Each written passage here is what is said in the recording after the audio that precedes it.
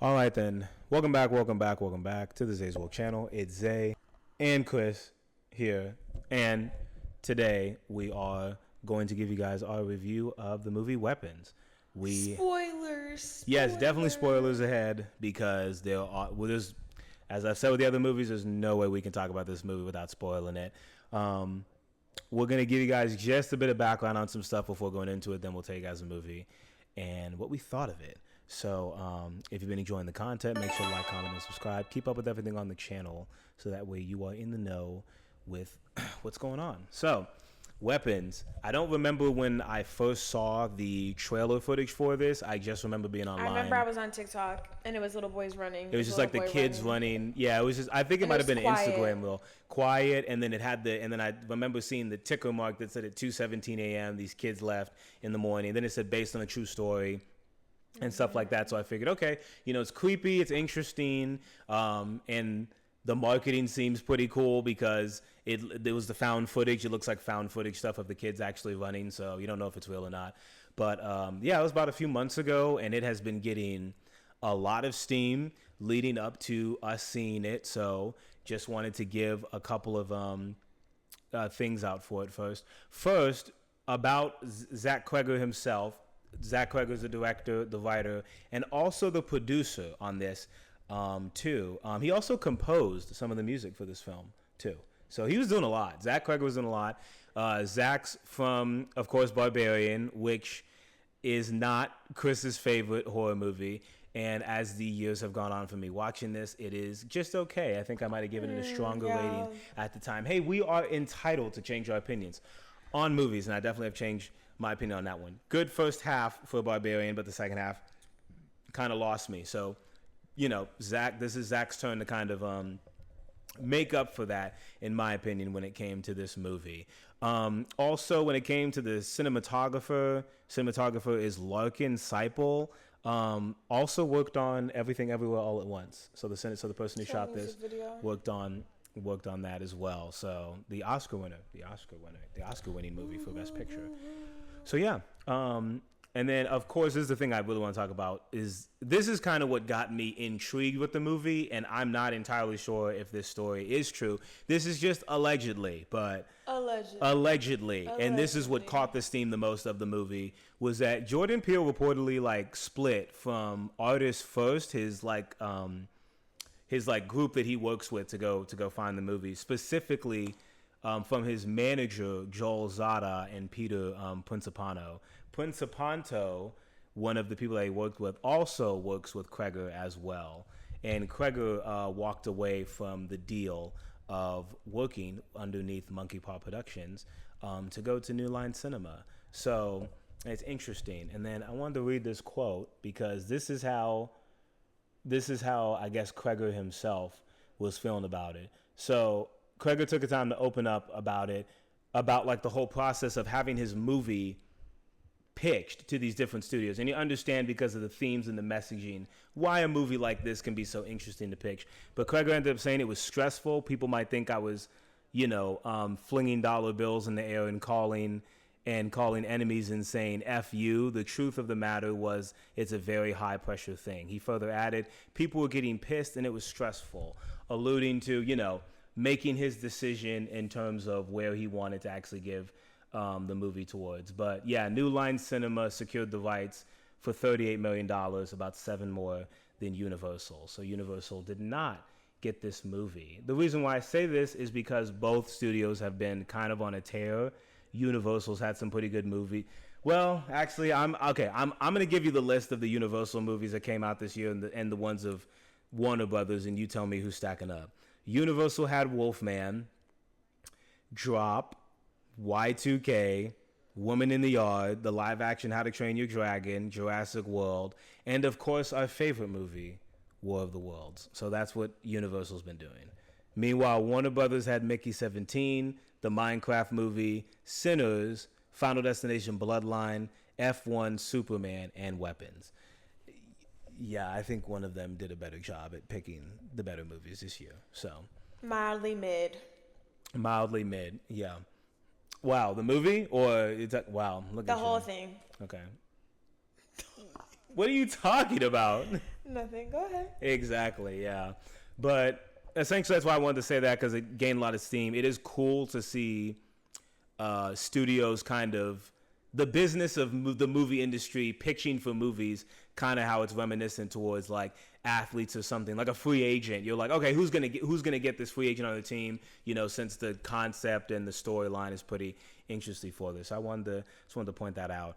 And then of course we got a couple of really 3 Marvel actors in here: Julia Gardner, Benedict Wong, and Josh Brolin. So hey, once you're in those Marvel movies, people will see you from every other film that you are in. Shout out to Sarah. She hasn't been in something in so long. Sarah Yeah. Paxton, all the Aquamarine girlies. We will get to the actors, and we will get to the other aspects of the film that made it a lot more interesting. But first, after everything I said and how it was, it's been hyped.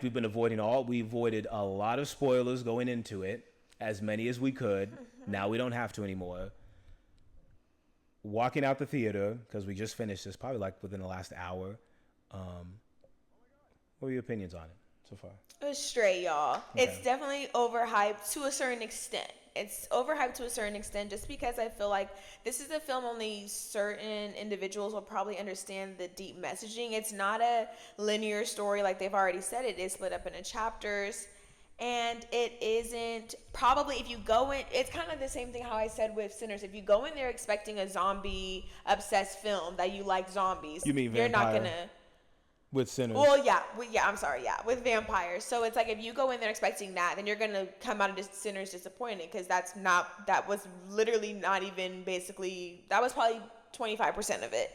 So At most, yeah. with weapons, it's like this is something that, you know, you had already said a portion of it, what it was about, and then I had said, oh, it probably is about that, and like how it's coming around school time, yeah. and things of that nature. So it's a very particular film in terms of a lot of its, I feel like it is an overarching film about school shootings. Yes. It is. Like that, I feel like that's the umbrella, but there's a lot of things that go, and there's different parts. That's why I liked how they split it up into parts in terms of different perspectives of something that tragic happening to a family, to A town, a city. yeah, parents, obviously, the Just the children community themselves, itself, just the you know, community yeah.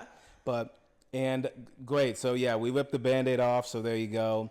Heavily, that theme is very not disguised in the movie, but with the kids leaving at night and everything, that's such a great distraction of the actual theme, which is, you know, how, you know, what's the reaction and aftermath of a school shooting on a community. But it also has a lot of different themes and messages behind it as well, such as consumption, as well as vices and finding things to numb yourself with because of traumatic events, and also as well as witchcraft in here as well. First off, just to get started with the film as it was, it's so funny that the title card is red in Weapons, but when the movie starts, it's blue, which is like, it's weird because like it's different. You see the title card and you're like, oh, it's red, but then it's blue and it has a triangle in it. And as soon as when there's a triangle in it, you were like, Yeah, I already know. you were like, oh, it's got to be It's some witches witchcraft and stuff demonic. going on. Something satanic, cult-like, something. Yeah. So it is a non-linear movie. That being that, of course, there is a narrator who tells us at 2:17 in the morning, a group of kids from Miss Justine's class, who's played by Julia Gardner. 17 kids left in the middle of the night, ran out into the woods. Some were caught on camera, some weren't. And then To never be seen again. To never be seen again. And then when the next day happened, it was just Alex who was left. He was the only kid in the class that left. Clearly he didn't leave at 2:17 in the morning. And I really do like how we're just introduced into it, because we didn't have to build up towards the incident, especially because it's heavily marketed as that. Yeah. We knew going into the movie, hey, you know, we're kind of asking, what does it look like if this happened? You know, how's the town reacting? So I like that we just jumped into people blaming Justine, they're blaming the teacher, blaming, the actual school in terms of what happened. She must be in on it. So Yeah. we do get her perspective first from Julia Gardner. And once again, Julia Gardner, if you have not seen the show Ozark on Netflix, Don't watch it. Yeah, they hating the show. Yeah, had to force her to finish that one. By the way, No, that's another don't- story for another day. No, wait, but don't watch it because she will be typecasted from there on. If She you've will be never seen typecast a her. little bit. However, we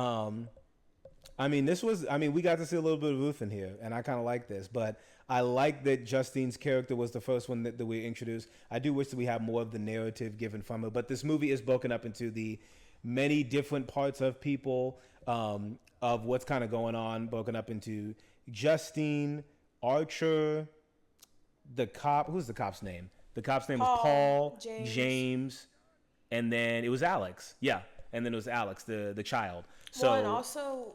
it's Wong. also Marcus Yeah. as well. Marcus as well, Benedict Wong's character. But yeah, but we do start out with Justine's, her reactions to it. She gets witch painted on her car, and so and we find out that she has been coping with all this by what's she been coping with? What's been keeping her down essentially? Vodka. Yep. Vodka waters. Drunk. She is a drunk. I mean, she walks into that liquor store.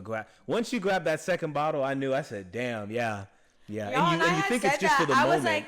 I was like, when she walked in, I was like, she's gonna get vodka. And Yeah. she did, and I was. But you think for the moment, I think it's it's almost vodka. justified. Of this is a very crazy, perhaps, like you might want to drink and kind of get your mind off of it. But those two bottles, yeah, Jesus, throughout her arc of her thing, you can just see that she was just spiraling. But we also find out that she might have she might be overstepping her boundaries as a teacher. Yeah, she oversteps a lot. Yeah. What is the principal ends up telling her, because she wants to talk to Alex, obviously. She's like, Yeah. okay, we're the only ones left. Yeah. And that I hit. talked I to think that him. was the first emotional But moment. she I was took like, the ooh. kid home before Drove whenever a kid they missed home. the bus. Kind of And then justifying it. and then she hugged a little boy, which they had said, like, don't do that because even though it obviously to normal people, it's like, oh, that's so innocent. It's just a teacher. It's a teacher who's supporting it. But it can be seen differently. It can be seen in a weird or way. misinterpreted by a student because you don't know what their home life is like. Exactly. Yeah. Marcus, the principal, was telling her, hey, just stay away, like take some time off, take some time for you. And she's like, no, I should just work. I should just work. And I can see why she just wants to work, because when she's not, she goes to that bottle. That's kind of what she does. That work keeps her busy. So, I do like that. Obviously, since she's by herself, she goes to the bar. She ends up running into Paul. Or at least we saw her wave at Paul when she was getting another police officer to wipe off the paint from her car, or at least take a report for She's been screwing around him. with Paul, who's a married man. Married he's cop. A little cheater. Little cheater. And then of course he has that job because of his wife being literally the daughter of the chief of police. So he's got which that. Which is kind of how it kind of comes out to be whenever it comes to school shootings and how people are so intertwined. And how come you guys weren't there? How come you guys weren't doing anything? How come you guys didn't answer the call quick enough? How come you only sent 2 officers? All of those things, because it's like, oh, they're close. We'll keep it quiet. We'll do this. We'll do that. We'll keep things in house. And even what he was telling her when she was dropping him off back at the bar, that they met, and then they, or not met at, but they did meet at, and then they slept with each other afterwards. For that is that he was telling her in the morning, like, he was essentially telling her, leave it to the detectives, let the detectives do their work. I promise we're doing everything we can. But when it comes to these situations, it never feels like they actually are doing everything that they can. It does feel like stuff is being held pushed under back the rug, or it's just, oh, it is what it is. It's okay. It's whatever. And pushed under the rug and essentially forgotten. To be fair, Paul is a piece of shit. Like, from like being a bad husband and cheating and stuff, and then obviously having his own vices with alcoholism. That's probably how him and Ruth even met. But who knows? Because we don't know if Ruth. Oh, I think that's kind of what. Keep on her Ruth. Yeah, with Justine. Yeah, it's with that whole aspect of it, but also it is in terms of like them being cops and stuff. Like I said, they brushed up under the rug, and it's not actually. There was something else I was gonna lead into, but it's just like it never feels like they do enough, and then it's like a lot of the times they are, like I said, being just like, okay, you know what? This is a throwback. It's kind of just like how it was in Rebel Ridge. Like, they all are just like, oh, it doesn't matter. We'll pay this off. We're getting weapons here. We're getting these tax write-offs so we can all get raises. It's always so kind of corrupt. And then in the beginning, the narrator, remember, she said that the town, they were so embarrassed, or they it was shameful of not being able to find it, to find it, so they just swept it under the rug. That is embarrassing, because ultimately all those kids were in one person's house, and it was literally the remaining student, and so they went in there and they like Black Phone-ish a little bit. And so they went in there and made it, because of course, like later on in the story when we get to Alex and stuff, we're gonna see that they cleaned it up. And it's like, but y'all never even looked. Y'all didn't even go in the basement. Like, y'all didn't. I mean, you didn't do anything. And then like you couldn't notice the signs of his family deteriorate. Like you couldn't see any of that. And that's sad. There's a lot. Yeah, there's a lot there, and I like that. I like. But it's like y'all were too stupid. Y'all didn't even go. Y'all couldn't even find them, and that's why I had said, with everyone having Ring cameras and like there's satellites above us and things like that. I'm like, how did y'all not see 17? Not 7, not 6, not 3. How did you miss 17 kids going into one house that you already know what time they went missing?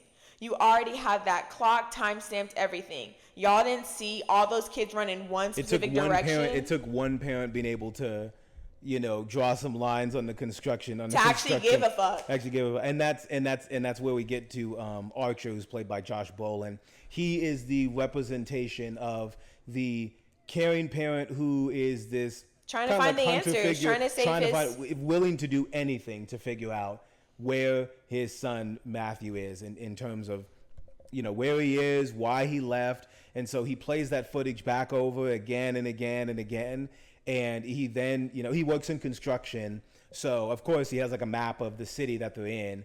And he plays that footage, and then he realizes, oh, he's running in an absolute straight line. So if he just kept running, where would he end up at? Mm-hmm. And then that which I do like. At this point when we were watching the movie, I'm thinking, cool, there's this nice mystery, and we're just slowly peeling away the layers. Don't give it to me immediately. Take your time in telling me kind of how this is happening. He then goes over another kid's house that was running away that he knew had the Ring camera, and it's funny because what was the name? We just heard his name, Justin Long or whatever. Yeah, Justin. And Sarah Paxton. Woo. Yeah, Justin Long and Sarah Paxton.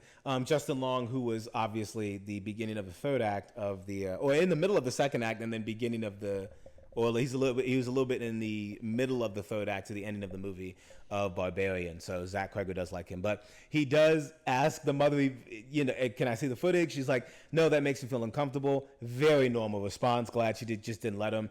Then, unfortunately, he went to the husband, and the husband just, strong-armed the husband. Strong-armed the husband, he did. And then he ends up seeing that the daughter ran into the straight line, and then they intersected in an area. And keep in mind, at this place, it is a non-linear story. So at the end of Justine's story, essentially at her little chapter, she does arrive at Alex's place. Drinks, I mean, she was No, she doesn't. At the end of hers is when she's getting attacked. Is when she's getting attacked? Mm-hmm. Oh, I thought it's when she got by Wong. And then later on, okay. Man, that was okay. You're right. Because it had to stop off. Off there. You're right. But moving on with Archers, this is probably, in my opinion, he does have a dream. So he's sleeping. We do realize that Archer sleeps in his son's bed, which is very sweet. It's very sweet. This movie does pull on some heartstrings because you're thinking, damn, that's just so sad. It's not even like your kids are dead. You really can't find them. Or you got kidnapped or something happened out of your control. It's like, no, your kid walked out of your home. And there's no, and it's not like this is a town that this happens in. It's not like, kids go missing here all the time. No, like it's so random. So to see him sleeping in his son's bed was very sweet. But he does end up having a dream nightmare sequence, which in my opinion, really, if you didn't get the themes of the movie by that point, it pretty much smacks it in your face. I mean, it throws it in your face. So he does end up kind of, he sees the 217 he's kind of living through his son's experience, if anything. Like he kind of goes through his son's, since he's sleeping in the bed. I like that he's sleeping in the bed. He has he dreams as if he's in his son's shoes, running out the door at 217, running all the way to, the house, to this house, and then right when he gets to the house, what's above the house that's just floating in the air as if it's like this menacing monster?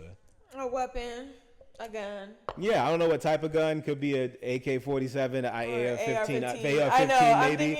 I don't know what it is. We're not. Yeah, but right when that happened, my mind said, "Oh, I might be right," because because I did tell you this right before we left for the movie. I was like, "Hey, this might be an allegory towards school shootings." You had told me it yesterday, but I told you yesterday. But when you had told me that, I said, "Yeah, you're probably right because it's kids, and then it's weapons because what are guns? Weapons, actual weapons." But yeah.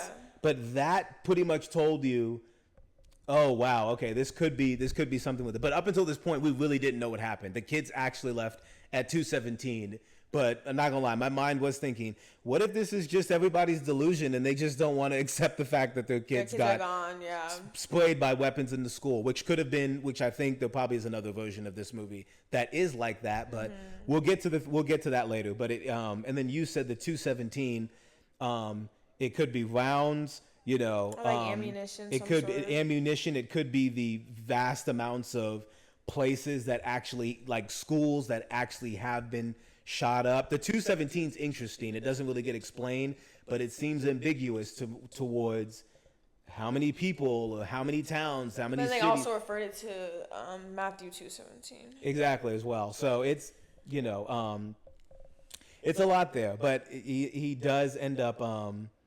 I think Archer does go into the house, and then when he goes into the house, he ends up seeing his son laying down, and he's like, "I'm sorry, I couldn't say something to me," because it's like he says, "Talk to me." Yeah. He can't talk to him. Wow, I just realized that. Yeah, he can't talk to him because he's under. Yeah, I just realized that. That's actually pretty good. That's good. But he does it. But in that moment, he made it. Archer was coming across like he sounded like he was dead. Like, I'm sorry I couldn't save you, as if but he kind of stopped himself.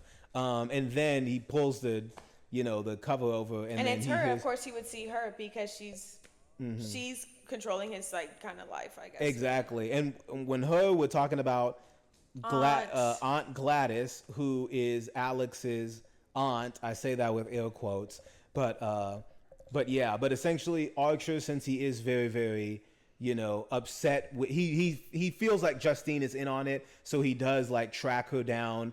And then when he ends up tracking her down at the gas station and he wants some answers, that's when we see Wong's character, who's Marcus, the principal, running in the street with his head all bloody in the same stance that the kids are in.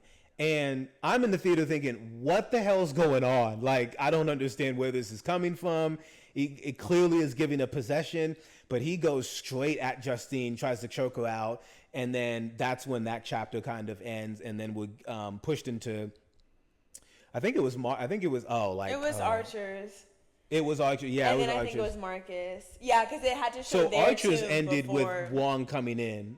No, Justine's did. Justine's ended with that. Yeah. I'm positive. I always remember Justine's. I remember exactly how it ended. You don't think Justine's ended with okay. I don't hey, either I know both of the I mean we know both of the But I also know Gladys, another thing too, when she was breaking those sticks, I think it's because whenever you break, that's what happens. Like, you are a weapon, you're volatile, yes. You're reactionary, all those things too. So but yeah, we let's honestly let's just get through Paul and what's his name? James. Let's get through Paul and James because Well, I can do Paul really quickly. Paul is the cop. Like I said, he's already been cheating on his wife. We already see that obviously his wife, her dad is the chief of the police. So, whenever he gets caught actually chasing James, the drug addict, he literally gets stuck by something, but he's I don't know if he's on necessarily probation, but he is, obviously a recovering addict of some sort. Alcohol. He's in AA meetings and he hasn't been going to them as of late. And because he has been okay, but then now Justine kind of threw him off because of that night he threw himself off. He did. You're right. He did. And he ends up pricking his finger whenever he is reaching inside James because he is just on duty. He's at work and he sees him James is trying to break into pretty much a crack house. Then he gets. But at this point, we didn't think that. We thought, I don't know what we thought of James, but from his perspective, I figured he was a drug addict. And then James is lying, saying, "I lost my phone, bro." Yeah, and like I just need to. Yeah, he was always trying to scheme, just like I said, showing them, just showing a drug head, and he ends up getting Paul ends up getting stuck in his finger by one of Paul's dirty needles. I'm sorry, one of James's dirty needles. And then he's just like, oh my gosh. And like, he knocks him out because he's so upset. And then it's like, okay, the camera's filming all this. He unplugs the camera in his car and things like that. Just like, trying to make it look like, and then he's like, hey, like Paul is telling James like, hey, I don't ever want to see you again. You need to leave, whatever. Because he's like, I don't want to get caught. Obviously being forceful upon you, and right? I don't want to see you around, and I don't want you. So once again, showing their ways of pushing stuff underneath the rug, he goes back, tells obviously Donna's dad, the chief. He tells him what happened. Yep. And then that's whenever he's just like, okay, well, like, hey, like, you're good as long as that guy doesn't come back. But if the guy does come back, then you're going to be like in a whole lot of trouble, because obviously, what are you doing? Like, you literally were tackling this guy. Like, you can tell he's being overly aggressive for no reason. Now, granted, we've seen much worse, but we're just saying, like, all of this is over. Like, okay, he was going into a window. Was he breaking, entering? Then you're being rough. You're tackling him. But like, he's clearly not well. It's so interesting that we got to see Paul's, like, because now I'm thinking about it with him and his wife. I assume that's his wife. Donna, yeah. Yeah, Donna. I assume, because he doesn't like Donna. You can tell he's tired of her. He doesn't want to be with her. He doesn't maybe really like he just uses her. her so that he can keep his job. Yeah, just for the job. And she's trying to get which is funny. She's trying to get a kid because she's like, it's that time. What she say? She's ovulating. Mm-hmm. She's ovulating. She was coming back early from a vacation, and so he was. You can tell something that he's with work. like something with work, but you can tell he's not fully in it with her, and so already some stress mixed in with the fact that kids are missing. The kids are missing. People are always feeling like you're not on it, and then you're battling, this. Who knows how long he had been, how he had been clean, because clearly Donna was referencing, you should go to a meeting. Yeah. And he's like, I'll go to a meeting when I, feel the need to. Yeah, if I need to. If I don't. And you got convinced pretty easily, in my opinion, at the bar. You got convinced pretty easily. I mean, he tried to hold back a couple times by saying, no, I'm good with the coke. But then he's probably already thinking, because he already pricked his finger, so he's probably like, okay, like what else could go wrong? Because since it's out of order, I need this, and that's what he told. I almost called her Ruth. Yeah, that's what he told Justine at the bar. Is I'm glad I got your text or something, probably to take the ease off the stress of the day of all that was on him. So I like that they threw that in there, and they do throw those things in there too, which this is none of our business. But when it comes to school shootings, like they'll look at everybody every which way. Everyone. So like some will be known to have like affairs and stuff. There's so many now that it's just like so sad that there's just so many. But that's something else too. Yeah, that's a good point. Where parents will rely on each other more, and then they'll have these inappropriate relationships. Boy, wait till we get to the parents, because we ain't even at Alex's part. Fuck, man. Well, Alex's, Gara, Sasuke, everyone traumatized. If you know, you know. If you know, you know. And Naruto as well. But that was really Paul's. That was really Paul's part, and then of course James is the drug addict. I'll take over for him. He is the epitome of a drug addict, down in his luck, just trying to get by. I mean, we're talking about just normally just pulling on people's car doors to try to see if something's unlocked. Lying constantly in denial. Borrowing money, never been able to give it back, and then opening a car door, jumping into the back seat, pulling out a kid's backpack, and then trying to pawn off what's in the backpack, not being able to get enough. He's in the pawn shop. The dude in the pawn shop doesn't want to give him anything for it. He then notices it's a flash of the kids with the $50,000 reward. I noticed that the first time he went in, he kind of noticed it, but then he looked away, and then he ended up leaving, and then he finds, I forget how he got to Alex's house. What was the catalyst for that? He just essentially probably just like followed. I forgot. He was running away. He was running away from the cop. That's why he went away from the cop. But Oh, that's right. That's why he went away from the cop. And I think it was at nighttime. Because his are like separate days. Like his kind of went in. It was in days. And it was at like nighttime. It was raining, and then he arrives at the door, and Yeah. he then goes in. He then actually It was like evening. It wasn't night though. Oh yeah, but he breaks into the house to steal a whole bunch of stuff in there because he needs to pawn it off, and then when he is he ends up pawning out. He ends up finding the stuff that he wants to pawn off, and then he opens up the basement, and what does he find in Alex's before he even oh. gets to the basement, because that was another day, but before he even gets to the basement, he sees, whenever he's trying to steal something in the TV's reflection, he sees two parents that are just there. Oh yeah, let me not skip over this. My bad. Like I'm so sorry. I skipped over this. Yes. Alex's parents are just sitting. Well, of course, we don't know that they're Alex's parents. We just see two deranged looking. Yeah, we don't know people. that they're Alex's parents. And Justine had already been scared because her obsessiveness brought her to go to his house. She sees that his windows have newspaper on them, and then when she's around the back and she sees through a crack, she sees the parents just staring there, back at her. And so by that point we're thinking, oh, okay, like what's going on? But now when we see it from James' perspective, he's like, you good? Like that was funny. That was funny because they're out of it. He's just like, whatever, and we don't know what it is. And I think that's where a lot of the place intrigue, is like the place looks dirty, trashed, like man, everything. Trashed. Absolutely trashed and messed up. You wonder what Gladys was? She must have just been upstairs. She wasn't there. I know. During that time, How what did the you fuck not were hear you it, doing? Gladys? Damn, Or maybe Gladys. she just didn't care. Maybe she just keeled over asleep. Maybe she was just like, oh, it's probably them fucking around downstairs. That's right. That's you right. know, she's probably like, whatever. Yeah, but when he does go into the, he's finding everything. Take us from this point forward. What does he find when he goes into the basement? He ends up, like I said, going in to the basement, and then actually he was attacked, right? Yeah, because it was actually the parents started attacking him. And then, right? Or was that the other one? No. That was Archer later in the third act. But yeah, he ends up seeing all the kids down there. Then they all turn around. And you know what, guys? It wasn't even creepy to me. I thought it was so cute. I said, ooh, NSYNC, perfect. 50-50 there. It was creepy as hell to me. Seeing all those kids. But also, I leaned up in my chair thinking, oh, now we got our answer. They're here. Like, oh, they're here. How'd they get here? But I also was thinking, like, you know, maybe they're there right now, but, like, they won't be there. Because I thought he was going to go full meth head and be like, oh, I found them. Let's go. And they were going to bring a bunch of cops and stuff, and then they weren't going to be there. And then they're going to be like, okay, dude. That's what I was thinking as well. But yeah. But no, he gets creeped out. He leaves. He gets out of there.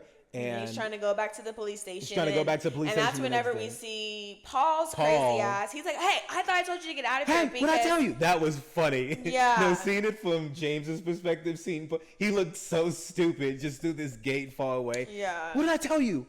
Huh? And it's like he's just trying to go. Like I said, he's trying to catch that money. That's $50K. Yeah. So he ends up just leaving.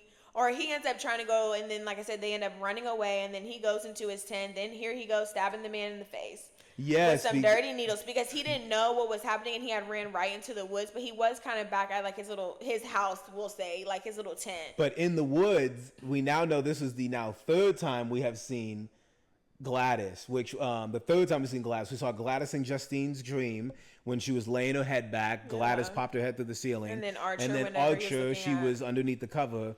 And now in James's, because Paul didn't get no thing because he's already drugged up. He's got enough problems as it is. James sees her, and then he ends up he sees her in the forest. Looking in the crazy. forest, getting the twigs. That makes sense. What she was doing. That's what she was doing, collecting the twigs, probably collecting. Oh, so maybe that's what she'd be doing during the day. Bingo. So maybe that's what there we go. She's okay. I got you. Because I'm thinking, but they're very creepy because she just looks like this little clown figure from far away. That creeps him out. It was giving It. You can tell he was inspired by It too. Yeah, you can really see the It it's inspiration. the old here. stuff. Yeah.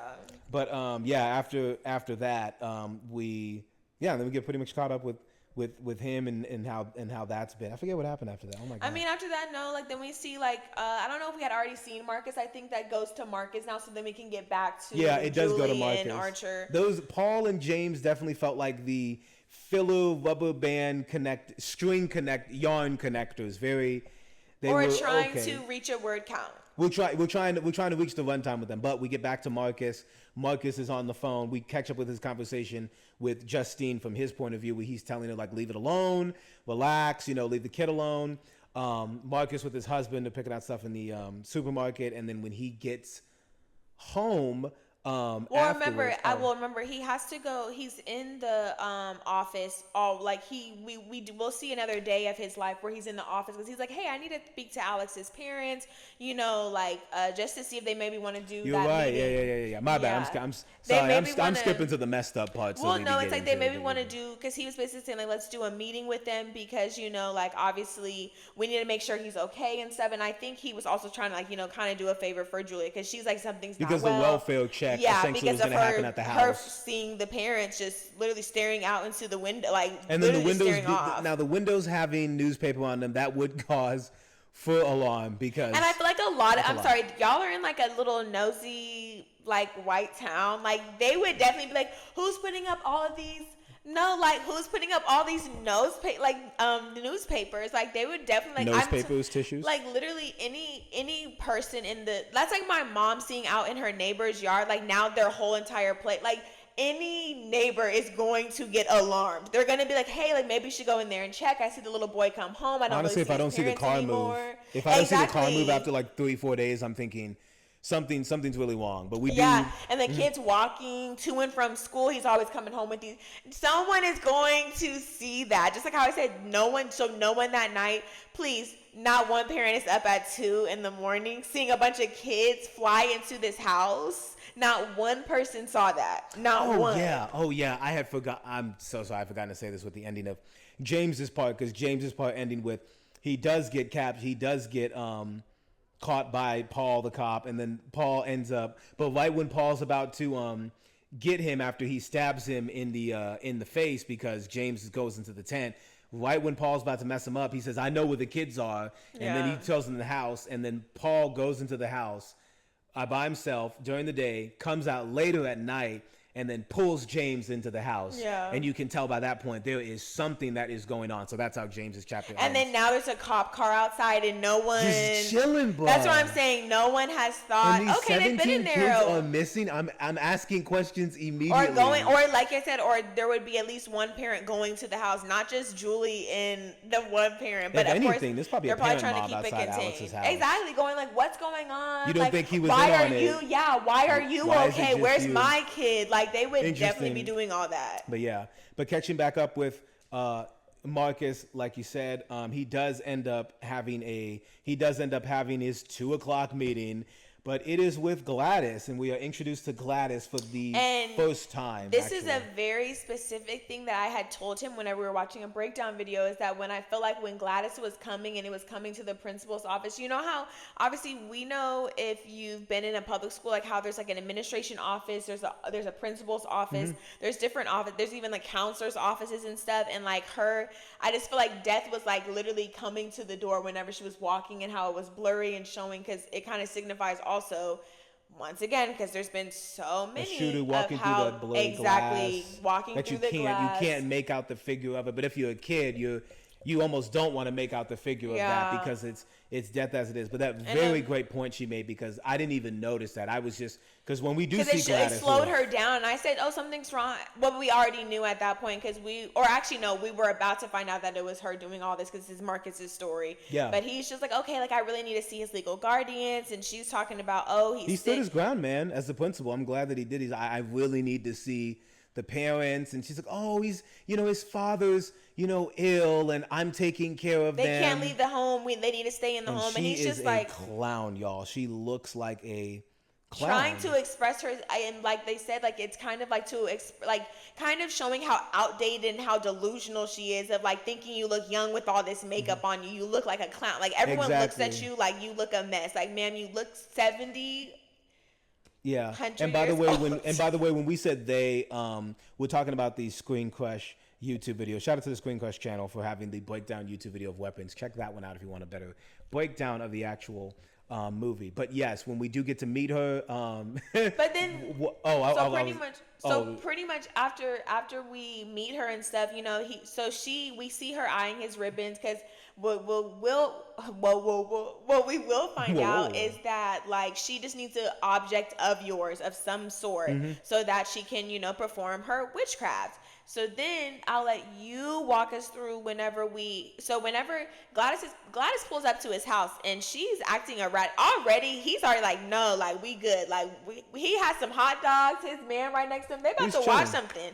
They're about to have a good little weekend. He goes, well, they it's were Saturday. watching something pretty interesting. They were watching They were watching a national Geographic kind of documentary about like the parasitic cordyceps that infect the ants and then take them, over like, fungi them. brain or something. Little crumbs, because Justine was teaching her class about parasites that day. Yeah. And it was very interesting, but background stuff that you have to pay attention to.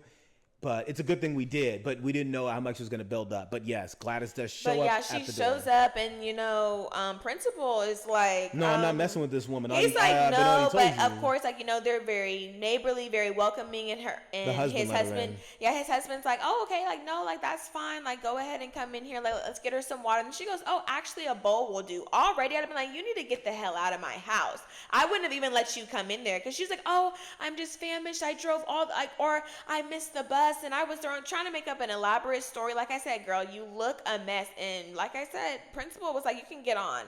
But then obviously as, he gets her the bowl of water and everything. Or she, which is weird. Like he literally gave her a bowl of water and they just step back and just watch her in their kitchen doing all this stuff. I would have never let anybody do that. But hey, they're trying to show us, they're basically walking us through what's happening. So then she ends up doing witchcraft where she ties a piece of their hair so that she can control them. And then she'll basically she'll pick herself with her blood because she's a witch, right? Then she's going to put it all over the twig or like the stick. And then after that, she wraps their hair around.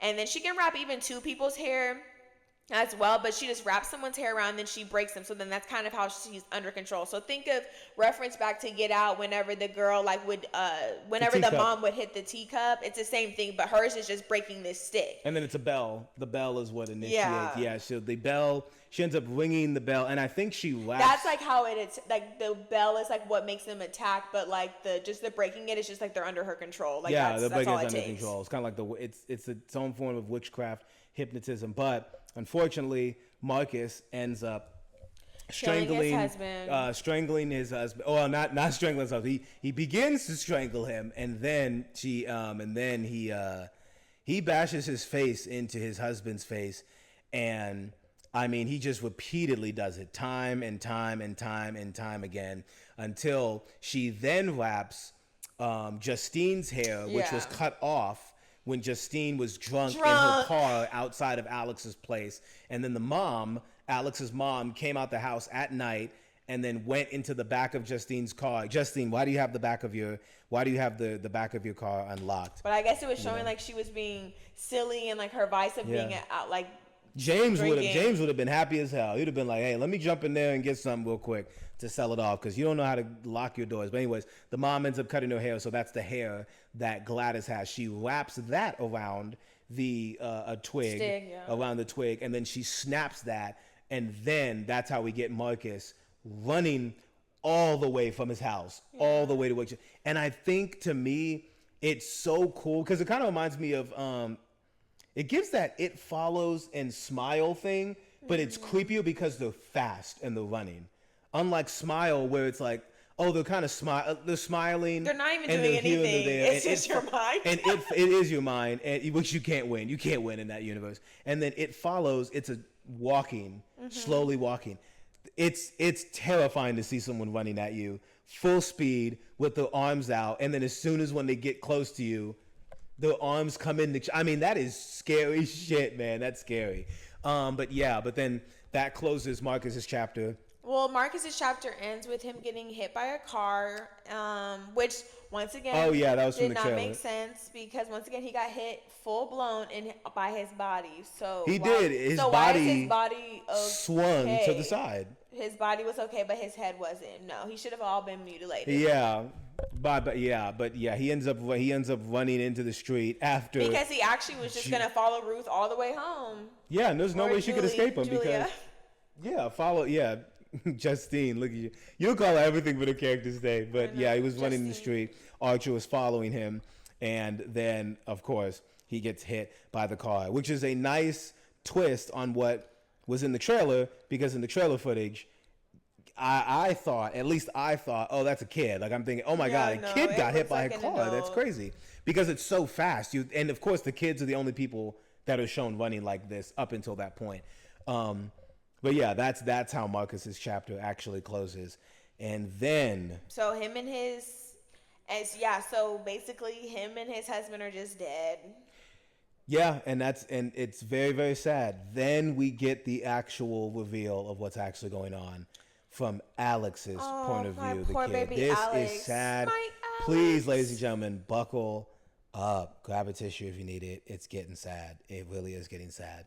So Alex, of course, is being told by his dad, wonderful dad, great family, gets to chill. They're all happy and the house looks nice and everything, until we find out that Alex's mom is saying, oh, my sister's coming through, and the dad's like, I'm not really rocking with this. She wasn't even really there at the wedding. Why are we doing this? And she's like, I'm gonna be, I need to be there for her. So Aunt Gladys does come. She comes over, and that is when we get to see her from Alex's perspective.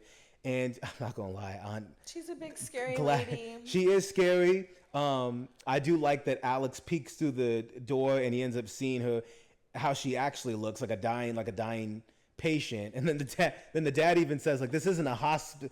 He kind of stumbles because he wants to. He's just like, I don't even think she's gonna make it that long. Probably give her a month. Clearly, she's crazy, but unfortunately, of course, clearly she's dying of some sort. It's probably cancer or something. That's definitely taking everything out of her. She does not want to embrace it, because when the dad drops Alex off after that first day of having Gladys there, that's it. That's the last time Alex saw his family normally, because nobody's picking him up. He goes home, and when he goes home, he's no siblings. Yeah, and when he goes home, he sees his parents sitting at the table, just lifeless, nothing in them at all. Then Gladys tries to tell him, go ahead, sit down. Sit down. He's not here. And Alex, she tried to touch his face. No, he was like, I like Alex, dad? Man. He wasn't playing. You're not my dad. Whatever. And then Gladys is trying to explain to him, don't tell anybody don't tell a soul that I'm here,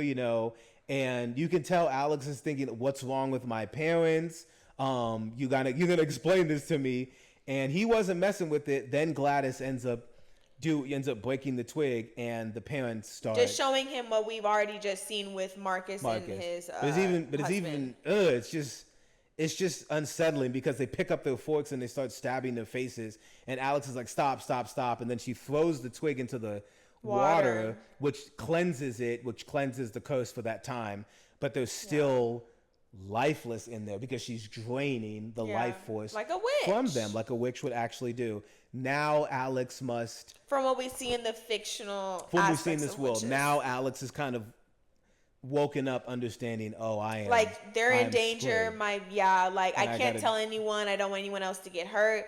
But basically, ultimately Gladys still ends up dying. She's just thinking, I thought your parents were gonna make me better, but ultimately not enough time left on the clock, apparently, a life force. She was just I thought they were gonna make me better. They're not. So what does she suggest? She goes, how about you give me something from all of your classmates, give me something that belongs to them. So Alex, he's such a smart kid too. It's just very smart. Sad. I really did like the. He was very smart. He never retaliated whenever he was getting bullied by his classmates. Yes, he was getting bullied. We did see that in the beginning of his chapter. We didn't see anything extremely heavy, but definitely not lookism. Definitely not that. Just typical kids bullying stuff. Throwing stuff down, trying to kick his stuff, throwing stuff at him. Yeah, so it was. So then she said, "Bring me back." She goes, "Okay," because you're probably thinking, well, why would he even want to do? Why would he want to help this lady at all? Well, first of all, he's scared shitless, right? But then he's like, oh, well, if I do this, if I get something for these kids and you get better, can you leave? Can you go home? Fuck off? I want you to leave. And she's like, yes, just of course, with the kid, she's just tricking him. She knows, no, I'm probably no. So then he ends up so then he's looking around, he was just looking at like everyone's stuff. Like we saw a little keychain, we saw some like a Good little build-up eraser scene. topper. And then so while so they all end up going to gym, they all leave the classroom. So he's already been like peeping, like, what he's going to take from each person. And so we're thinking like, oh, he's going to go back and like just steal the shit from like each of their cubbies or whatever. Leave. Yeah. No, he ends up just taking all their name tags. Which is very, very smart. And very like, so, and it's literally showing like his innocence too. Cause it's like, he's like, well, I don't really want to steal. Like, I know that's bad. I don't actually want to take something that's meaningful from them. Yeah. So let me just take their name tags. And then we fast forward to Gladys acting crazy. He's like, okay, I got it. He puts it underneath her little room or whatever. And then that's whenever we see her downstairs. That was a funny screenshot that he had with all that. Yeah. When she was doing it, but yeah, she just rips up all like their things, and she's doing the same thing. She's like, we just see her kind of ripping up the pages and putting it in the water, but then it kind of leads us back to the beginning. Where did all the kids go? And that is where we find out that obviously we already see now how she's tormenting people, how she's possessing people, sucking the life force from them. So now she's like, oh, cool. Like now I'm going to have all these kids, which is crazy though, because ultimately for her to get these kids, because imagine if he did end up like unaliving his parents, she would have probably passed away too. But because he had given her something else, because he's like, okay, if you get better, you'll be able to go home. He has all these kids, and that's why like he has to keep. She is tricking him to be like, oh, like Gladys is tricking Alex to be like, oh, like, well, she's not telling him to take care of them. But she is basically saying like, oh, your parents need to eat, like these kids need to eat, because if he doesn't even realize it, that he's feeding the cycle. He's still fueling. He is. He's still actually fueling her. Because as long as they're alive and they're like literally and she ain't gonna leave. She's not. And this is to me just I've never felt Alex. I actually won't forget you, Alex, because I feel so bad for you. Put him on the list of whatever kids you felt bad for in movies or TV shows, and you're like, that's some trauma. They do not deserve to go through that. Put Alex up there on that list, because even when the kids come down into his basement, now Alex has to go to school. He's already been going to school up until this point, feeding his parents to keep them alive. Now he has to feed his parents and these kids. He's got to go to the store to get soup, feed them. Always keep being reminded of just the horror. Keep the place up. When the police come to the door, he has to help his aunt clean up the place and get it presentable and pretend like everything's okay. And then he has to keep going back to school in a new class, constantly with that guilt on him, being, hearing this stuff of his classmates missing, knowing it's me. I caused this. I'm a part of this as well. I know where all of them are. I know where all of them. They're literally in my basement. And of course, that's why he's so angry when he's telling, his teacher, like, don't follow me, because he knows if he says anything, his parents and these kids are now all in trouble. It is really sad. I like the shots of just the side of his face of just the dread. I mean, he was already getting bullied, but at least he had a nice family to go home to. He's got nothing to go home to now. It's just so tragic. And the way he just keeps seeing his parents, he no longer sees his parents as human. He just sees them as these vegetables that he has to take care of. And it's really sad, because there's no one to help him. There's no one to save him. And that's another allegory to let's go back. We haven't talked about it in a minute. Go ahead and say it. To kids that, whenever you do have a sibling, which is so ironic because he's an only child, but whenever you do have a sibling and, maybe they were a victim of a school shooting and they're no longer here, now the kid that is left behind, in air quotes, right, left behind on Earth, they are now having to take care and grow up at a very rapid and traumatic way, because their parents are always going to blame themselves or maybe just become so like dead inside, because they couldn't save their other child, and they can't keep their daily lives together. So. And the other child is probably a constant reminder of I couldn't save the other one. I couldn't save you. It's sad. Yeah, it's sad. It's sad. It really is. I'm just like, damn, Alex. That's really... And it's also very scary. Imagine you're living with a witch. You can't leave or run off because you want your parents to get better. And then you're also seeing this horrible image of just like your parents just being dead. Like, and then also the last thing of them attacking him at the very end, like, And the how eyes. traumatic The that eyes is. being so They're red just from so just bloodlust, staring, like they're so like and they can't bloodlustful. talk. It's just, it's really tragic. It's really tragic stuff. It really hurts. But obviously, since it's Alex's story, we are finally getting a solution to this. So of course, like we said with Archer, he was figuring out Archer. Then after the whole Marcus incident, Archer and Justine are now like working together, and then and then when she sees the map of where the two kids intersect, she's goes, like, "Oh, that's Alex's Alex's house." house. Yeah. And then so now they're waiting outside, and they see now the cop car there.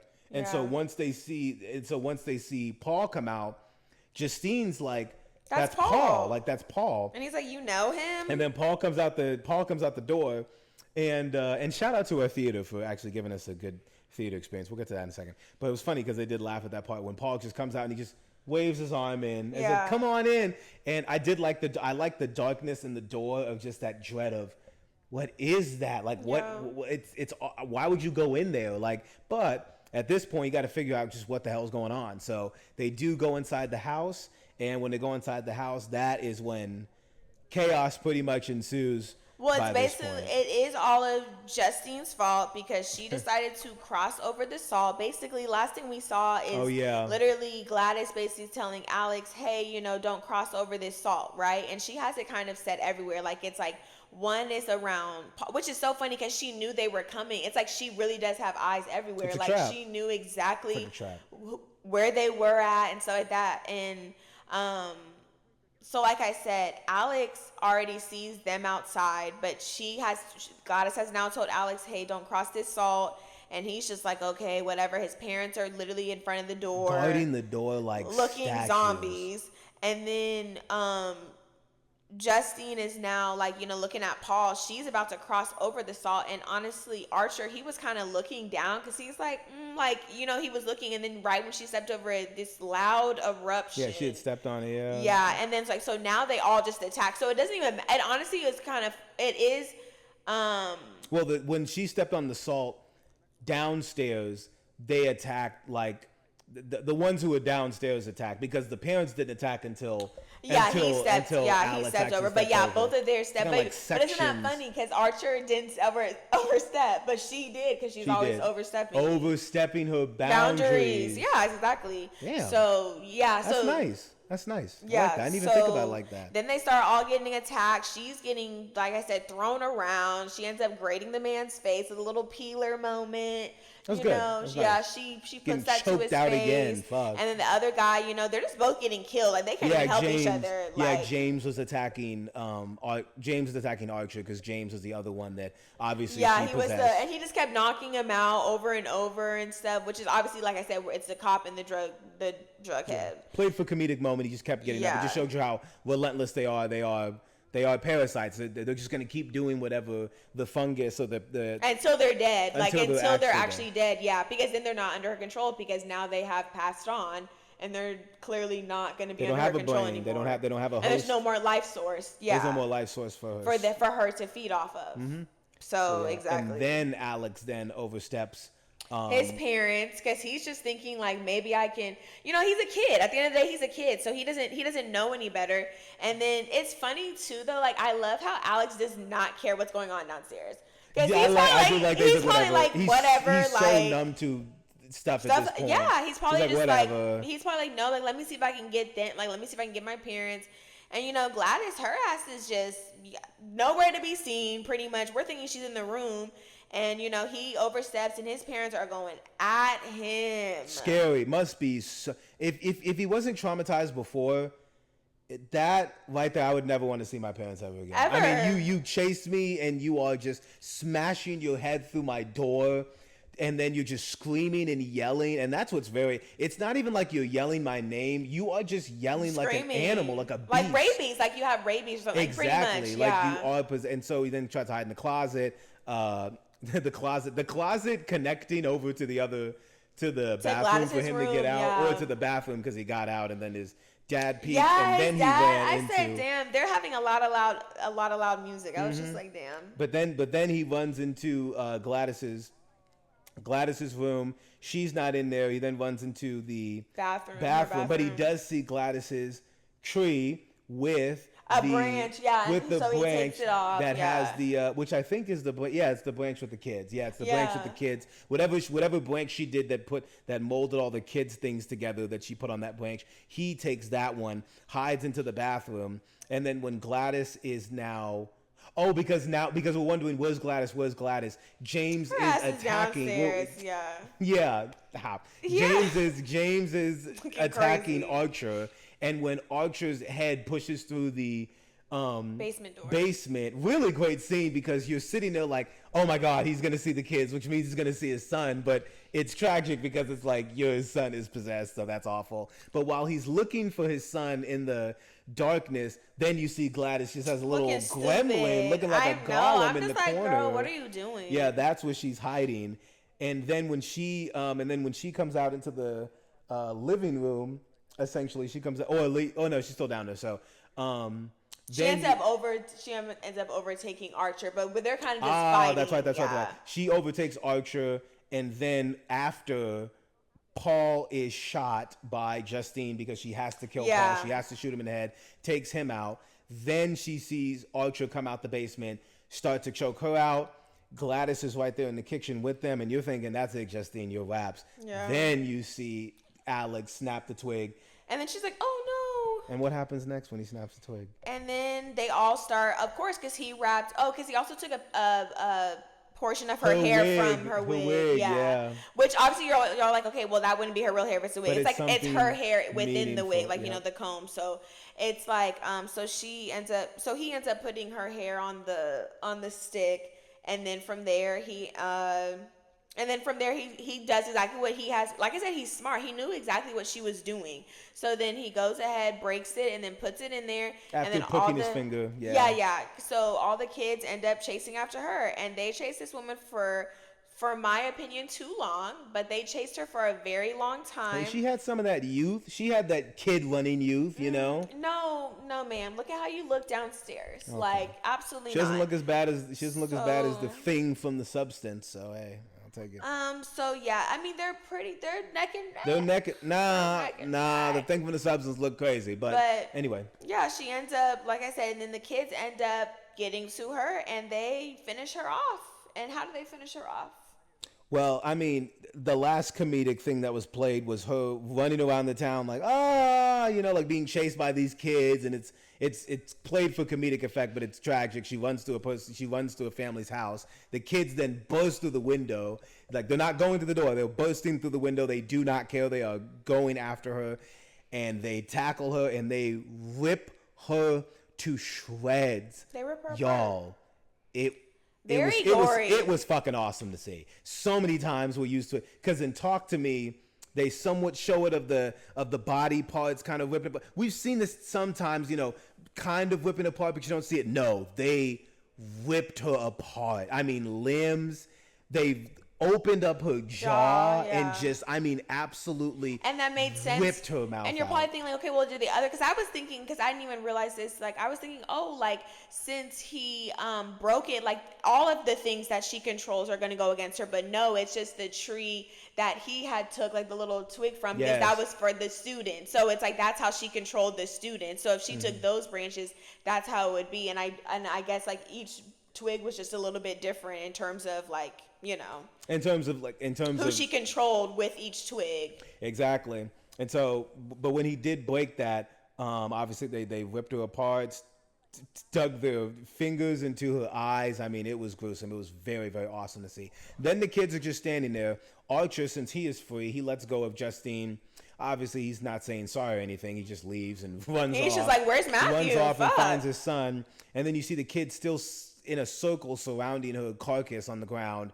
And Archer picks up his son, and then you hear the narrator come in and just say, like, now, obviously the. But he did react to his name though. When Archer said Matthew, he did react to his name, so he did pick him up, and then it is told essentially what was happening next in the story. which was that the kids were found obviously because they're right there, and it did take them a while to start talking for some of them, and then also what was the other thing? It was the I forget what the other thing was that they said at the end of the film, but Oh, like his parents, like, they had been under her control for so long that yes. it's like That Alex's parents, since they had been under so long, they still have to be fed. They still have to be they're fed still themselves. basically like they are Brain basically gone Brain because dead, they've yeah. been under her spell for so long. And like these kids, not only do they have more life to them, but it's also like they're younger and they probably can obviously when you're younger your body can adapt a lot easier, and it can adapt to change a lot easier than when you're older, when you're more immunocompromised and stuff like that. Exactly. So yeah, so the kids, some kids went, and once again, y'all, what did we say at the beginning? This was an allegory toward what? School shootings, because this is how some kids are affected. Some kids never go back to being the same. Some kids, will find different ways to deal with it. Some kids might be able to just go back to normal and be like, hey, like Different it happened and timelines I'm okay. of how the trauma affects them, and of course for Archer, he immediately snaps back to himself because he was only under a spell for like a couple minutes. Exactly. So it was, So exactly, he had her for probably of the time. 10 minutes at most. At most. The parents, she had the longest, and the kids, she had the second. And then she had to end up killing Paul, so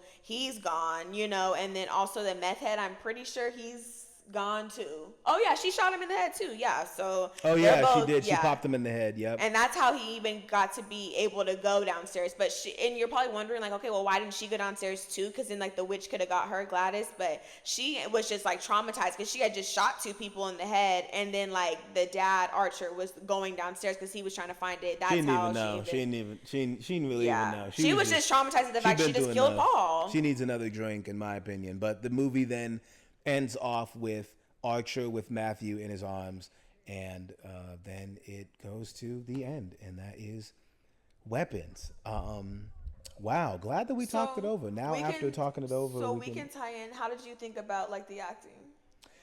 I thought the acting was really strong here. Julia was great, but was it Kerry Christopher in his first role? Let me give you respect here, sir. Very good. Not an annoying. What do I say about kids in horror movies or suspense thriller movies? Not annoying. The trauma was on his face.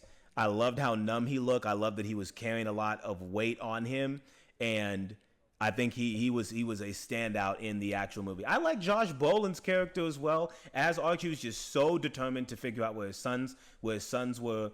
Austin Abrams as James was okay. He was obviously for comedic relief, and Eric Jepsen is the Alden Einreich, I'm sorry if I pronounced your name wrong, as Paul. He was okay too. And then Amy Madigan as Gladys. She was creepy. She was very, very creepy. Yeah, very Amy Madigan, I've definitely every seen single her time before. was She on definitely looked very familiar in terms of something else that she's been. She might have been in one of the Conjurings or something. The Conjuring. Oh, maybe not. But I just feel like everyone did good for their role. Once again, another thing I've noticed with Julia Gardner, whenever she gets roles, I feel like as though she is not necessarily like this standout in them. I feel like a lot of her roles are like complemented by other characters, and that kind of helps her. And I'm not talking about her acting per se, but I'm just talking about like her character with whatever she's playing. Just like in Fantastic Four, her character depended on a lot of Fantastic Four. So it's like I feel the same way. But, really good job to everybody involved. Like I said, everyone, played their role to what it was supposed to be. Like I said, lots of different aspects, different avenues, different concepts that are involved. But like I said, it really is an umbrella for school shootings. Yes. Oh, and also, I've forgotten to mention when Marcus was sitting with Gladys for the first time, she said that Alex's dad was suffering from consumption, and Marcus did not know what that meant. And it's very interesting because of another theme of consumption. She's consuming them, of course, but it's also the consumption of your own vices, of the trauma, of what's going on. I think Weapons, it has a lot of different allegories towards it. choice of weapon, essentially, like what's going to take you out, what will kill you. It could be a gun, it could be the drugs that the druggie was using. It could be kids and bullying. It could be when the it comes kids to and Alex, the bullying. because they're used as it weapons. could be the alcohol, of course, but it is vices that are represented here. And I think James is a great example of all the amalgamation of vices that you can suffer from, just all of it kind of getting to you. Overstepping stuff and how you're getting too involved in things, and that can put you in grave danger, like she kept doing to herself. And you use that vice over of the alcohol to be your cushion, because it's not like she's going to AA meetings. Meanwhile, Paul is the one who's using the alcohol and the cheating as an excuse. And then, and it's very interesting that he got pricked on the finger, and that was a little foreshadowing for the pricking of the finger. With what was going on. A lot of the messages and the themes in this one, consumption of a parasite eating away at you. So I think that was really told well. There's the guilt of it eating away at you too. The guilt and the trauma eating away at you as well. There's a lot in here. It's very well packed. I really do like that about the movie. And I appreciate, and I was telling her this because I've said this many times, it's so refreshing to get a new concept.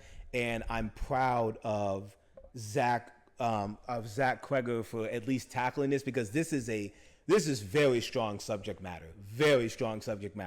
There's not, please name 5 school shooter movies ever. Like there's not. They don't make them, and we know why, because it is a topic that certain groups of individuals do not want to talk about. And I do like that the movie, and they want to brush it under the rug. And remember who we said was associated with that, brushing stuff under the rug. Brushing stuff under the rug to keep it quiet because of the shame and the embarrassment of not being able to protect who? The children. That's what matters most. But I do like the fact that the gun was in the air to really slap in your face. This is kind of what it's about. It's like you said, it is an umbrella. It is the overarching thing. There's a reason you have to look up and see, oh, it's a gun. I wonder where the gun is, because it's so interesting that the teacher with the gun. Isn't that funny? She was the one shooting. She was the one who had to shoot. Like a teacher would have to use the gun in a situation where she is, where her life is on the line. I think it's very interesting. There's a lot of different themes and messages with it. Only thing I will say about the pacing and timing, because we already talked about the acting, but I would definitely say, in terms of pacing and timing, the only thing that I felt like he had already stated before was just a little bit of the dragging when it came to Paul and James. I feel like we only needed to have one of them, but they wanted to include, I guess, different weapons, right? So I guess that's kind of ultimately what they did. But for me, it was just kind of like, oh, these are kind of like long lasting, but I understand you wanted to have an overarching aspect of everything that could possibly, be utilized or be, referenced to whenever it comes to school shootings. So, and then I know also you didn't like the part whenever Donna, which is Paul's wife, or, clearly like who he's clearly with, how she came into the liquor store and was dousing, Justine with it, because she's like, oh my God, you did this to him, because to me, it's like, I thought we were honestly going to get a portion of Donna. I did. I thought we were going to get maybe Donna's arm or something. Because I'm just dousing her in the liquor. That makes sense, because that's what essentially she can feel like. You're drowning in it. You're drowning in the thing that you did. Stop. Look at you. You're going left field. Come on now, but I just feel like sometimes in the pacing, like I said, the timing was fine. I don't feel like this movie dragged or anything. I just do wish sometimes, I just feel like it was I feel like it could have been, this probably isn't the best word, I'm gonna say impactful though. I feel like it could have been more impactful if we focused on just the teacher, the parent, and then the child. Yes. I feel like that is the meat and potatoes of it. Well. And him too, for the shock value. I feel like that would have been fine, but having Paul and then Marcus, James, Archer, all of that, it was just kind of or like I said, Archer's fine because he's the parent, but it's and Marcus is fine because he's the principal. Exactly. You're involved and the druggie, and it's or at least if you're gonna do the cop, I understand the cop aspect of it too, right, with school shootings, but it's just, okay, well, did we also need the druggie as well? I would have rather wanted a detective that's it, but then it's interesting we didn't see FBI, we didn't see we saw the detectives go over the house, and but I think that was because they were pushing, because they didn't, like I said, they you're were right, 'cause they pushing it wanted to to the keep it under side. the rug, So I yeah. understand why you had to, why you had to do Paul and why you had Paul's relationship be a part of it, because it's like Yeah. his relationship with the chief. Like, you know, like they're gonna protect their own. So it's just like that. I understand that. The But more like I bigger said, heads get involved, just, the more of a bigger problem we yeah, have. and We're we looking at the also, like whole I department. said, we didn't need James. Like I said, it's like I said, he was there for comedic relief, and And you he know, found the kids. and he was funny, and I get it, but it's also like I just feel like for this, it was like, okay, like we didn't need it. We That's could the sacrifice only. maybe 5 to 7% of the comedy from him and put in a little bit more of a thriller or of an explanation even of this Or just had witchcraft him, that's going on. his aspect that was within Paul's story would have been good enough. We Yeah. didn't need to have his own thing of him, like of didn't- us showing all that. Yeah, we didn't need to have that. we didn't need to see both sides of him getting knocked out shown. We Yeah. already kind of know it. But before we get to the rating part, I do want to say this with the movie in general. Because the witchcraft was in here, we were talking about this in the car, and you let us know your thoughts on this. I was saying that it kind of had to go that route because right when we saw the gun in the air, the movie realistically, the movie itself realistically ended its explanations there. It told you this is what we're trying to tell you, but we can't go any further than this around this gun because that's not allowed. We can't show Yeah. someone going into the school. We can't get child actors to act like they're being shot. The We closest can't. thing to it is foster the kids, pumped up kid. Yeah, it That's pretty like the much closest is. thing. It pretty much is. But we can't have that because people on the outside, people are going to feel offended. Actual victims of school shootings will feel offended that it's depicted on the screen, even For so people's for entertainment, people's which entertainment is value, very and that's inappropriate. understandable. And to be honest with you, it doesn't need to be seen. It doesn't. We don't need to see it. We see it every- We get the literally message every though. day. We literally hear about it every day. So the last thing I want is for kids to be in interviews saying, "Yeah, it was really tough to film a scene of me being." We don't need to hear all that. But I do appreciate them. It's gone so far now to where people are even numb to it. Remember, Ex- like people getting shot on campus and Yep. a girl is filming them. Like we're It's so a TikTok now. desensitized. It's found on TikTok. Yeah. Before even CNN or anything can even find it, it's already online. But I do appreciate them because For horror tackling is it so such good. horror, thriller, drama, suspense. It's so broad that you need to put a witchcraft element, something that's out of the realm that can kind of Something that's easier to swallow. Yes, that's easy to swallow besides the truth. Because the truth in front of you is if all these kids really did leave in that classroom and there really was one left and you see the town as it is, if you take out the Gladys storyline and the kids don't get found, you would think these kids died in a school shooting. And everyone's delusional to the fact that it happened. And I do like that you get that theme and the vibe of it because the teacher's being attacked, the principal's on, and They just want someone to blame they for want what happened. someone to blame for what happened besides the fact that it was just a very, very messed up person. But of course, it has to be witchcraft and you have to have somebody who's trying to take the life force out of people to keep themselves young because they don't like what they look like and they're not ready to face death themselves. So they're willing to take life from others to delay the Rejuvenate inevitable. themselves. You know, Yeah. so it's a lot. It's a lot. I do appreciate it. I understand why someone such as Jordan Peele and Universal particular would want a movie like this because it's original. It's original, and I Original hope we do get a lot more information of it. But y'all, I'm not playing with you.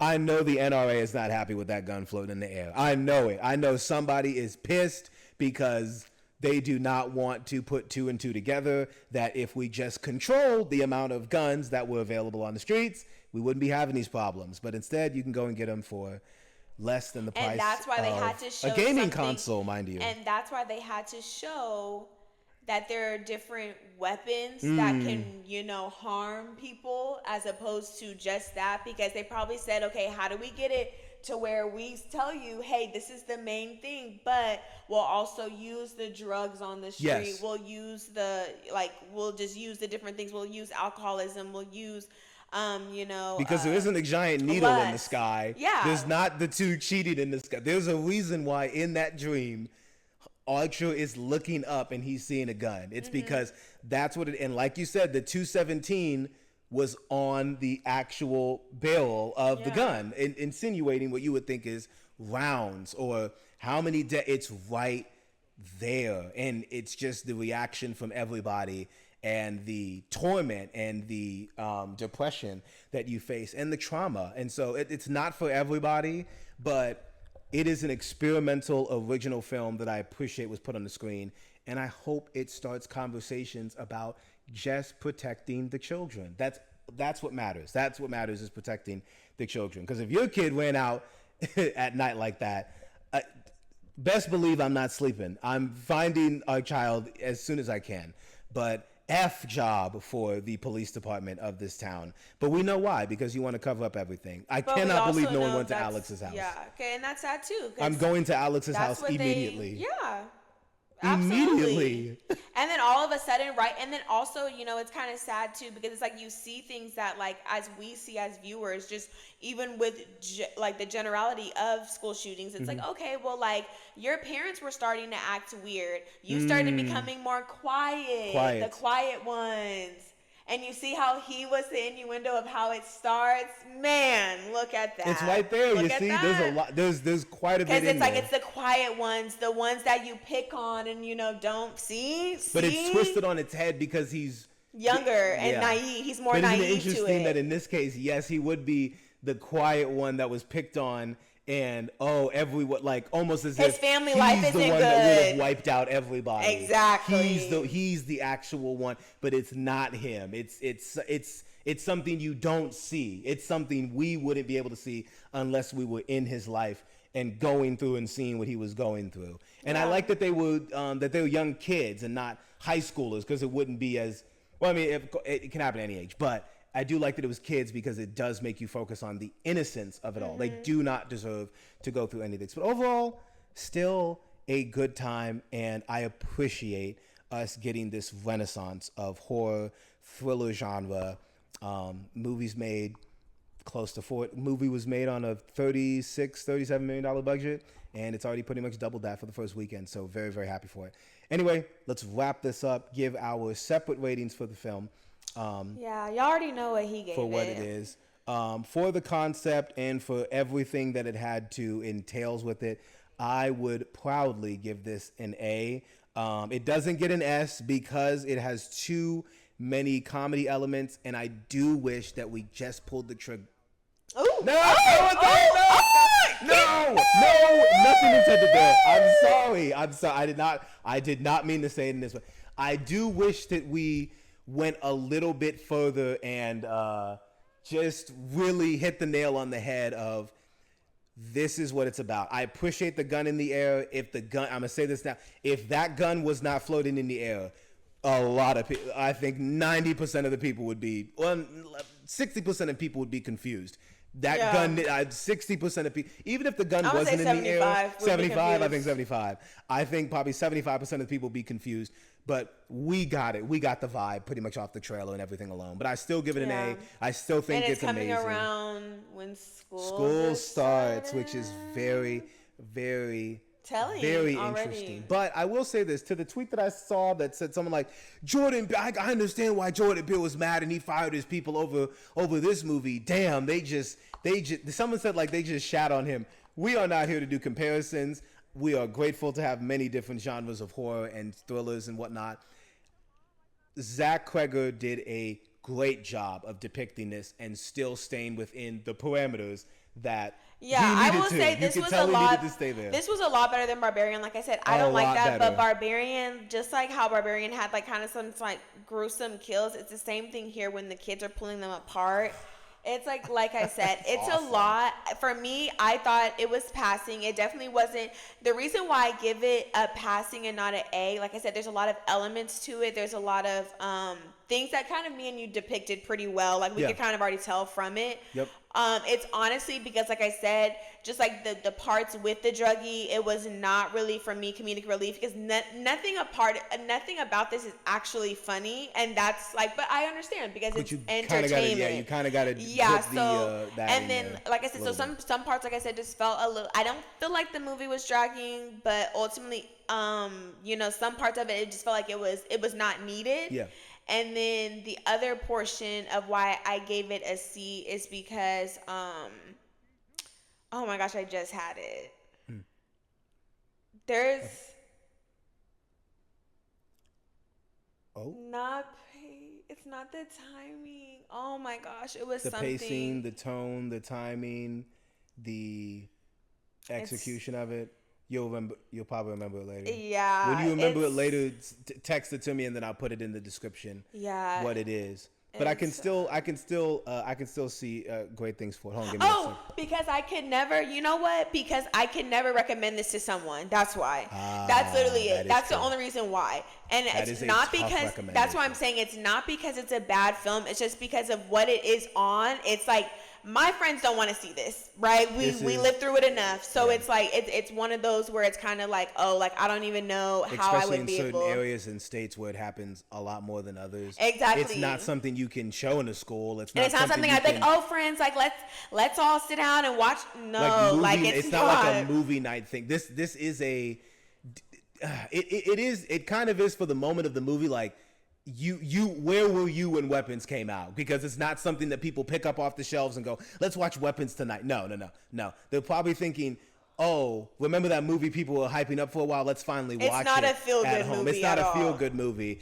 Although upon a rewatch, which I'll probably do around October time, just because it would be interesting to see now that I know everything, just to kind of pick out some things. But I can see what you're talking about. It's not something I'm going, yo, you got to see this, man. No. It's not like how we felt with Sinners. And also, like I said, the fact that I knew right when I saw the O at the beginning, I was like, this is going to be, some like I said, satanic. She called it. Yeah, I was like, it's going to be satanic of some sort. So, yeah, exactly. That's why I gave it the rating. And that's understandable. That's completely understandable for everything that it is. That, and so that's our thing on Weapons in general. Oh yeah, got an announcement. If you've made it this far in the video, and I will say this for the other videos as well, I know that we have not been I've been trying to put out the report cards as consistently as I've needed to. However, for you guys who want to keep up with our movie recommendations and things of that nature, both Chris and I do have our own Letterboxd accounts. So if you're interested, you can always see what we think about there. You already know what mine is. It's Zayswell97. And if you want to follow Chris's, hers is going to be XX_Christina. You can always see our opinions on movies that we have watched. Please give us suggestions. But I am happy that we got to go into a movie and see, kind of what it is, as blind as it can be. I said it fell exactly where I wanted it to. Better than Talk to Me, but not as grand as Smile 2. And I think it landed right there. For me. And that's I was just hoping for it to be better than Barbarian. And it was better than Barbarian. And I think it's good. But hey, that means Zach Cregger, he's getting better. That's what he means by that. So, but yeah, still great. Still a good film. Glad we watched it. Overall, not a bad time. As always, when it comes to the channel and everything, keep up to date with everything. You can always do so. Make sure that you like, comment, and subscribe. This has been Zay and Chris with the report card, and we will see you guys next time.